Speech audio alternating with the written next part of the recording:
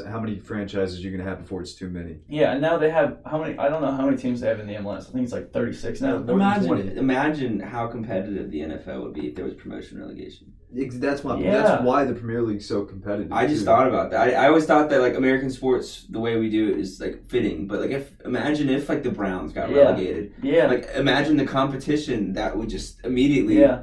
But the thing is also is that they all have salary caps. So like you'd never ever get a team like PSG who could just buy whoever the fuck they want.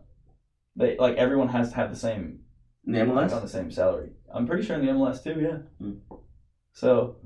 They also have MLS is pretty stringent on foreign players as well, whereas like Wolves has 12 Portuguese players. Well, I know that in England you have to have 3 English players in your squad, and they have to play 3 games a season, which City were so. Wolves are about to be fucking. The last 3 games of the year. No, well, it didn't have to be necessarily an English player, but it had to be someone from England or the United Kingdom or Ireland. So like Wolves had Doherty, and then they have Cody, and then I can't remember who else they would have, but there was a third guy that they would bring in. But like City have 2 guys in. No, they've got Stones, Foden, and Sterling, but they had they brought in.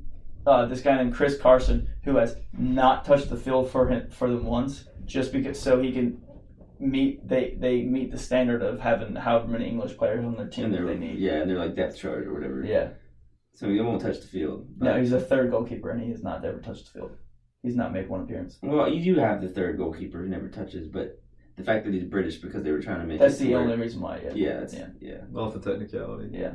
Well, man, I mean, I guess it's promoting nationality, right? Yeah, if it works, it works. But yeah, it's that's basically the thing is that they're trying to stop the academies from producing English players so that the English national team can still compete. Which I think English national team are probably their future. Probably I think looks the most bright out of any other country. I mean, you got France, who they have Mbappe, who they're probably always going to be good, but France are shitting out 2 or 3 new prospects a year, though. Yeah, like, there's a new Turkey kid from whatever. There's always players. I don't think that England always every year they always have a generation of people who they're like, oh, this is going to be the year, and then they like Jack Wilshere and all them. Like that, like the time where they had Rooney, Lampard, Gerrard, Scholes, Ferdinand, Terry, all those guys. They were like, we are winning the World Cup with them, and they just could not get them to work together. Just couldn't do it. Just couldn't do it. And I'm not trying to say like they should have done this, but if you started your whole like that Manchester United team,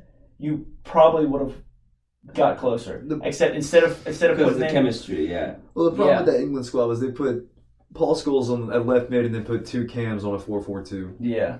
Which at the time that's an empty midfield. Yeah. You're about to get fucked. But the thing about with Scholes was he said that he didn't like because he played off the left for United during those same years, like some games. So Scholes was like, I don't think me playing on the left was ever like a big deal, but he was like, no disrespect to Gerrard or Lampard, but they're the same player. Like they're not gonna if one goes up, the other one's going up with them.